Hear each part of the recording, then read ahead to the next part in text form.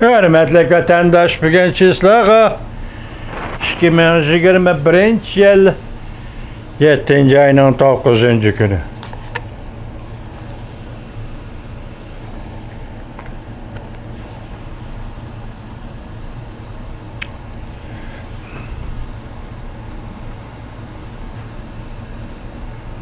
Endikilik davamlaştırmamız, endikilikimizin mavzusu bunda.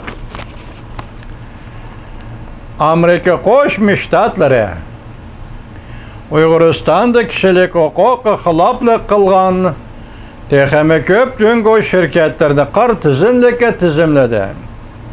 Mavzuli xabar 7. ayning 9. kuni Amerika ovozining Xitoy programmasi e'lon qilindi. Xabar mundaq boshlandi. Washington Reuters agentligi xabar qilib mundaq ko'rsatdi. Prezident Joe Biden hükümeti tez bo'lganda juma kunidan boshlab Jungoning 10 dan ortiq shirkatini Uyg'uristonda kishilik huquqi xiloflik qildi. Yuqori texnikalik nazorat qilish sistemasi qurib, nazorat qildi degan ayblash bilan iqtisodiy qora tizimlikka tizimladi. Amerika Savdo Ministerligi o'tgan oyda 5 yurishlik shirkatni mecburi emgakka chetishlik shirkatlar va boshqa shirkatlarni qora tizimlikka tizimlagan edi. Reuters agentligi 2 nafar xabardor kishilarning so'zlardan xabarlardan naql keltirib mundaq ko'rsatdi. Texmi ko'p shirkatlar Savdo Ministerligining qora tizimligiga elinib, Prezident Joe Biden hukumatining Jungoda kishilik huquqi xiloflik qilguvchi amaldorlarning mas'uliyatini surishta qiladigan tirishchanligining bir qismiga aylanadi. Jungo Uyg'uristonda irq yo'qotish va majburiy emgak selish to'g'risidagi ayblashlarni inkor qilib, mundaq dedi.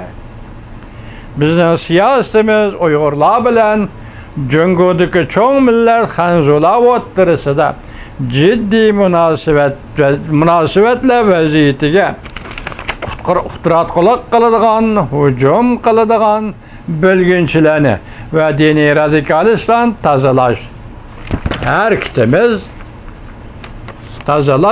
ikkitimizga zarurdir. Yana bir nafar xabardor kishi oshkorlab bundaq ko'rsatdi. 14 dan ortiq jungo shirkatlar qora tizimlikka tizimlash. Bu shirkatlarning Uyg'uristonda kishilik huquqni dafsanda qilishi qatnashganligi sabab bo'ldi. Aqsaray bu to'g'rida baho berishni rad qildi. Savdo ministerligi Reutersning talab savollariga javob berishni xohlamadi.